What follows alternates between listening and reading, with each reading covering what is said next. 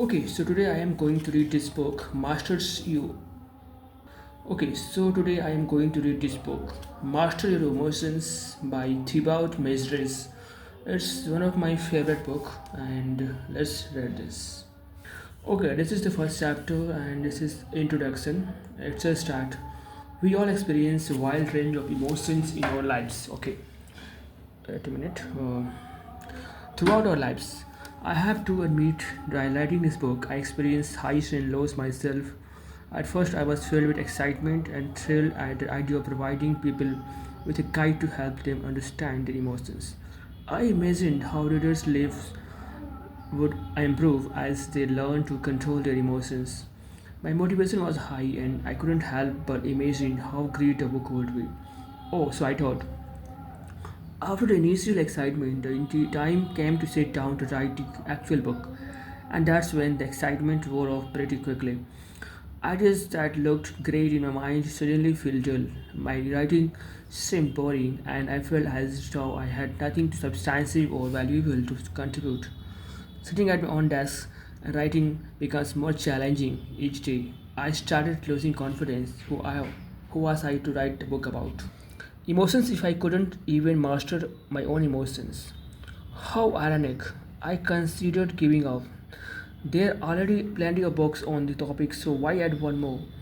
At the same time, I realized this book has a perfect opportunity to work on my own emotional issues.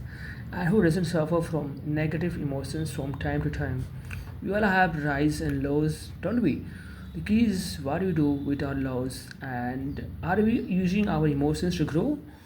Are we learning something from them, or are we beating ourselves up over them? So let's talk about emotions now. Let me start by asking you this: how do you feel right now? Knowing how you feel is the first step towards taking control of your emotions. You may have spent so much time in realizing you have lost touch with your emotions. Perhaps you aren't sure of follows. So I feel this book could be helpful. Oh, I really feel I could learn something from this book.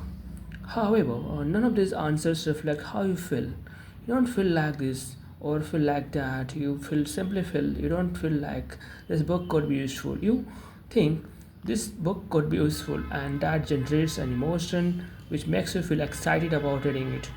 Feelings manifests as physical sensations in your body, not as an idea in your mind. Perhaps the reason the word feel is so often overused or misused is because we don't want to talk about our emotions. So, how do you feel now? Mm, okay, why it's important to talk about emotions? How you feel determines the quality of your life. Your emotions can make your life miserable or truly magical. That's why they are among the most important things to focus on.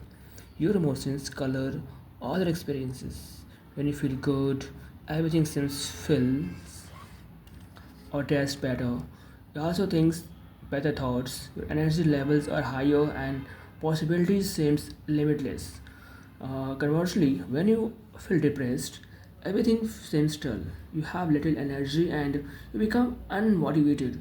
You feel stuck in a place mentally and physically you don't want to be in, and the future looks gloomy. Neuromotions can also act as powerful guide. They can tell you something is wrong and allow you to make changes in your life. As such, they may be among the most powerful personal growth tools you have.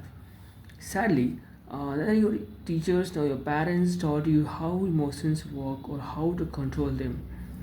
I find it ironic that just about anything comes with a how to manual, while your mind doesn't. You have never received an instructions manual to teach you how your mind works and how to use it to better manage your emotions. Have you? I haven't. In fact, until now, I doubt one even existed. When you will learn in this book, okay, sorry, what you will learn in this book?